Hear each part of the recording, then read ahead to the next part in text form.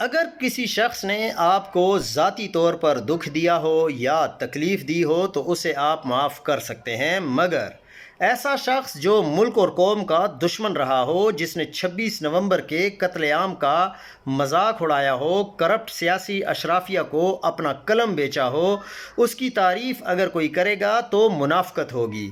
اللہ نے قرآن میں سابقہ قوموں کے ایوب کھل کر بیان کیے ہیں تاکہ بعد میں آنے والے عبرت پکڑیں۔ عرفان صدیقی صاحب نے اپنی زندگی میں جن کے لیے برباد کی، انہوں نے اس کے مرنے کی خبر تک اپنے مفادات کے لیے روکے رکھی۔ اس میں دوسرے جتنے بھی لوگ ہیں جو بڑوں کے کہنے پر چلتے ہیں، ان کے لیے بڑی عبرت ہے۔ صدیقی صاحب نے قلم اور دانش بیچ کر جو مال بنایا وہ بھی یہیں چھوڑ گئے ہیں۔ اللہ ان سے کیا معاملہ فرماتا ہے وہ اللہ کو معلوم ہے۔ ہم مگر گواہی دیتے ہیں کہ عرفان صدیقی صاحب نے ساری زندگی باطل کی وکالت اور حمایت کی اور اسی حالت میں انتقال کر گئے۔ اِنَّ لِلَّهِ وَإِنَّا إِلَيْهِ راجعون۔